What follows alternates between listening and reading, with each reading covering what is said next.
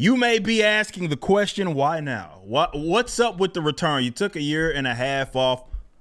First, I got to set the scene for you all. Why did we put the show on hiatus in the first place? Remember, I never said that the show was canceled. I just said that it was on hiatus. Obviously, we launched the Rippaverse. This has been my most successful business venture ever.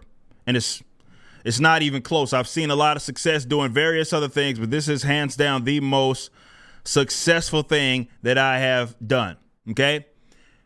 And you got the feeling going up considering I thought it was going to be successful. That I think it was going to be $3.7 million successful. No, I did not with ISOM number one. Never anticipated that quite. But I figured that we were going to have some success. And, I understood I was going to be just deep in this. I'm talking all the way, balls deep in packages, trying to get this shit out. I knew that was going to happen. And so I figured, you know what? Let's put the show on hiatus. Let's get focused. And we did that. So we spent a year and a half. We put out a few books, Alpha Core being the latest one. We'll talk about that a little later in the show. But we had to grow up to our demand, catch up to our demand, as you hear me say so often. That's what we did. Part-time guys turn to full-time, bring some new guys in, get another warehouse, all of these different things that we were doing over the past year and a half, as well as just general growth and growing pains that come with going from hey, I might make a little bit of money to, wow, I am now in control of a multi-million-dollar company, okay? Catching up to that demand, we spent the better half of the, or like the year and a half. That's what the year and a half was spent doing. However, the work doesn't stop. I'm not going anywhere. I got several, I'm acting as the editor-in-chief with Reverse Comics. Obviously, the founder, owner, CEO, in charge of doing a lot of this business stuff, okay? So that hasn't stopped.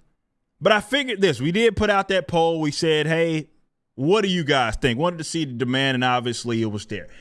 And this is one thing that I realized very quickly. It's funny. When I was talking to even Tim's staff, Tim Cass, Tim Pool, that is, when I was out there this past week,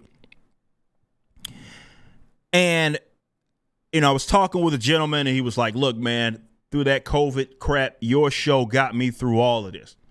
And so I realized just how important it was, not just for my growth, because we made that was a really profitable thing, the show. 4Can and Sec was extremely profitable for me, but it was also very, very important to the people that were listening every single day at noon.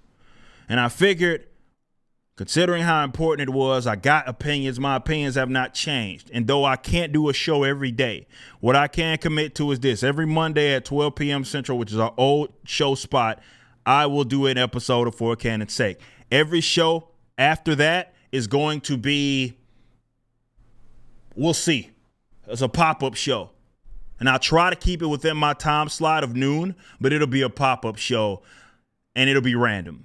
But I can at least commit to once a week. We'll start there once a week, and maybe it is going to be a little bit of a longer show in comparison to the previous version of 4Can and Sec. But you're going to get all the latest, me giving you my commentary on various comic book stuff, entertainment stuff, political, social, whatever. I feel like it. We're going to make sure we're covering those topics because the world is still getting crazy. We got an election coming up as well. So there's a lot of stuff that I got to talk about. And look, this will be my outlet. It just won't be every single day.